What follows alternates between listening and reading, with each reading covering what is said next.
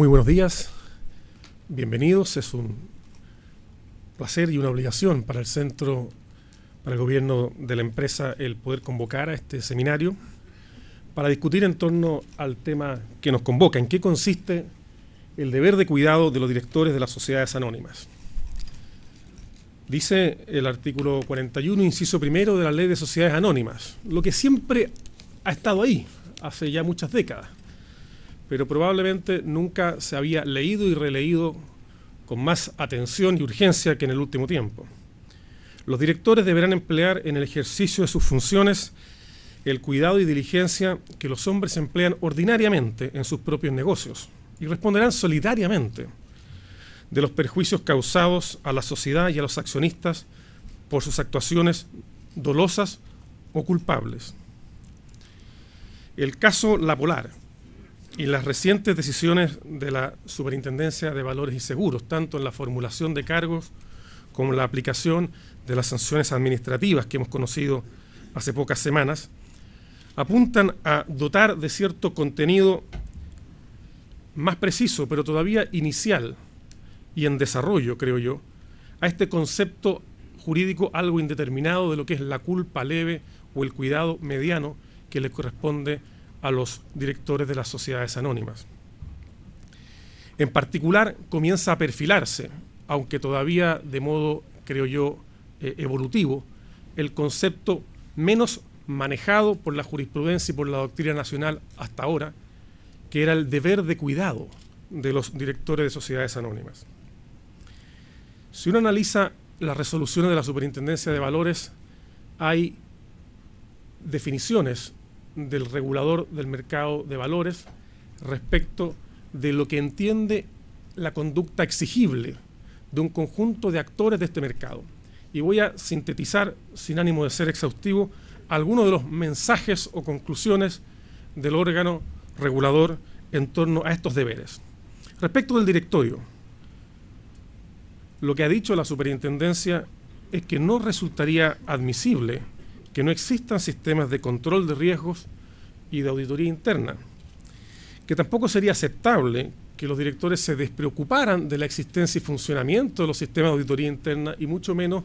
que no revisaran o leyeran los informes elaborados por los organismos de auditoría interna. Ha dicho también el regulador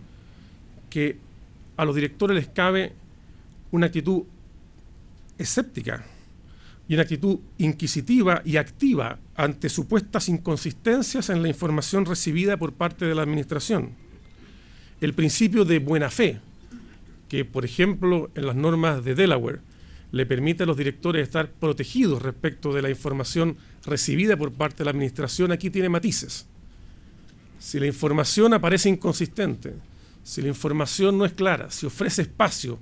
para la duda, le corresponde a los directores ser activos, inquisitivos,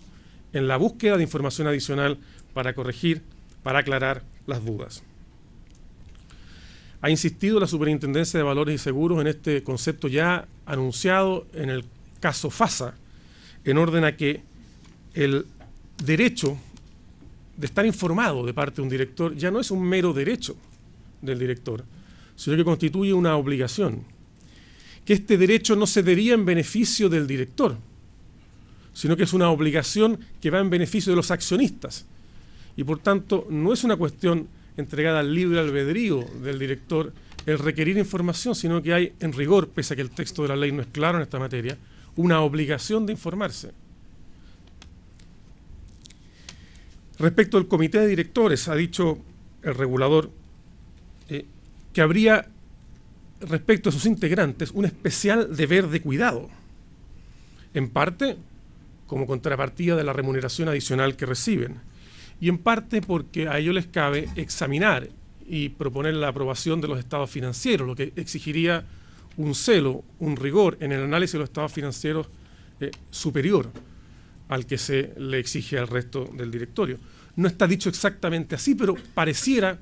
que el estándar de culpa leve aplicable al resto de los directores, en el caso de los miembros del comité de los directores, se elevaría, se exigiría algo más. Estamos en alguna categoría, quizás, entre la culpa leve y la culpa levísima, es parte de lo que probablemente van a comentar nuestros expositores a continuación. Quizás lo más importante es que respecto a los directores, el conjunto de sanciones que se han establecido comienzan a configurar este concepto hasta ahora algo impreciso de qué es el deber de cuidado, especialmente en el campo de la supervisión y control. Cuando una falla ocurrida al interior de una empresa es posible ser considerada como caso fortuito o al margen de toda capacidad razonable de prevención por parte de un director, y cuando esa falla es atribuible culpablemente a un directorio que falló en su deber de supervisión y control. Respecto a auditores externos, no es nuestro tema, pero se han dicho cosas importantes en las resoluciones de la superintendencia. Exigir mayor escepticismo en la función de auditoría, documentación más exigente del respaldo de las pruebas de consistencia de la información entregada por la administración. Y ha dicho también el regulador que a partir de este caso entiende necesario crear una unidad especial en la superintendencia para supervisar la función de auditoría externa. En el caso de los ejecutivos, a los cuales les atribuye fundamentalmente dolo, ha dicho también que habría información privilegiada en cuanto a la manipulación de los estados financieros les habría permitido transar títulos de la compañía, conociendo una realidad financiera distinta de aquella que era informada al público. Y en los clasificadores de riesgos, si bien todavía no se conocen las resoluciones finales, se anuncia también más supervisión para una industria previamente muy desregulada. Las decisiones de la superintendencia, entonces, ayudan a delimitar los contornos del llamado deber de cuidado de los directores. Al respecto, parece conveniente señalar algunas definiciones preliminares, quizás para provocar el debate posterior. Que ese deber de cuidado, de acuerdo a la ley, corresponde a la diligencia mediana, opuesta a la culpa leve, que es aquella por la cual responden los directores. Que las resoluciones de la Superintendencia de Valores son esencialmente fundacionales en lo que a la concreción del deber de cuidado se refiere, especialmente en lo referido a supuestas omisiones en el deber de supervisión y control. No hemos tenido previamente casos similares a este, y hoy día este concepto amplio parece adquirir una concreción específica, aun cuando aún preliminar. Que si bien las decisiones de la Superintendencia de Valores y Seguros serán reclamadas ante las Cortes casi con certeza, es probable también, me atrevo a anticipar, que buena parte de ellas va a ser ratificada, en la medida en que se imponga al interior de los tribunales esto que se conoce como la deferencia al experto. Es una práctica según la cual, nunca escrita, pero en muchas ocasiones seguidas, según la cual los casos más complejos o dudosos, los tribunales tienden a confiar más en la opinión del regulador, en cuanto éste es el experto en la materia y garante del bien común o interés general, que en quienes desafían la opinión del regulador. Por ello, lo resuelto por la Superintendencia de Valores debe considerarse un precedente relevante, un nuevo rayado de cancha que marca el modo en que el regulador del mercado de capitales entiende las obligaciones que los diversos actores del mercado tienen en torno a estas materias. Con todo, y esta es la mala noticia si ustedes quieren, las decisiones de la Superintendencia de Valores no permiten todavía identificar el conjunto de prácticas o manifestaciones del deber de cuidado que, estrictamente cumplidas por los directores, les pueda garantizar a futuro protección frente a eventuales cuestionamientos. El deber de cuidado sigue siendo, incluso después de estos fallos, más o menos líquido e impreciso, y lo seguirá siendo mientras su contenido se perfile mediante criterios o resoluciones retrospectivas, mientras decisiones que fallan casos ocurridos antes, mientras no se avance a una explicitación clara respecto de cuáles son las conductas exigibles. La gravedad que supone fallar al deber de cuidado, sanciones administrativas, precedente para la definición de actividades culpables, eventuales responsabilidades civiles solidarias. Sabemos lo que es solidaria, cada quien responde eventualmente hasta por el todo del daño. Esta gravedad es tan significativa que probablemente no debiéramos quedarnos conformes simplemente con una definición imprecisa o construida retrospectivamente a través de un conjunto de eventuales sanciones futuras de la Superintendencia de Valores. Se requiere entonces avanzar hacia la identificación en la medida de lo posible de las conductas exigibles para que cada quien sepa qué debe hacer y qué debe evitar hacer para efecto de cumplir con los estándares que la ley exige y que el regulador hoy día ha precisado parcialmente. Por eso, para entender infringida una obligación, es preciso que el infractor pueda razonablemente conocer y con cierta precisión cuál era la conducta que de él se esperaba.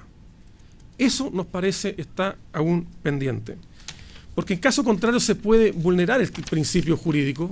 que aplica el derecho penal, pero también aplica cualquier tipo de responsabilidad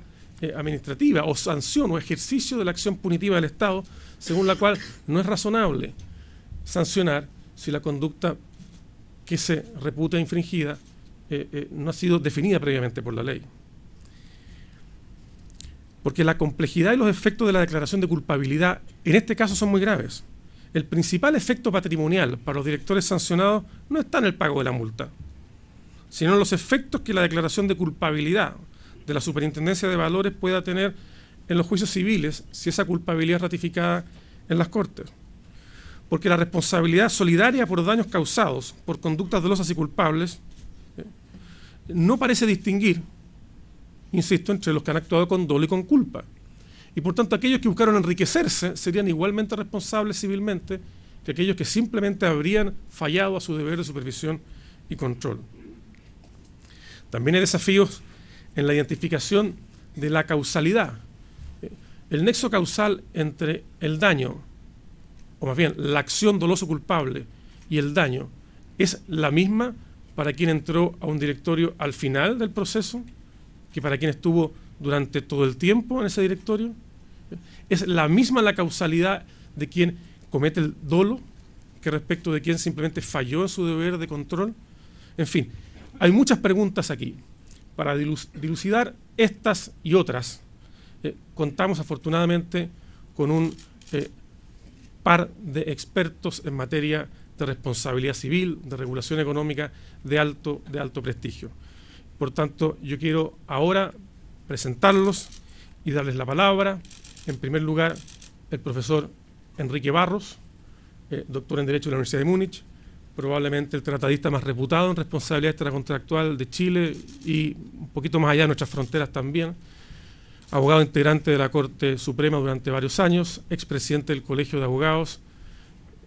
Es un privilegio para nosotros tenerlo aquí. Profesor Barros,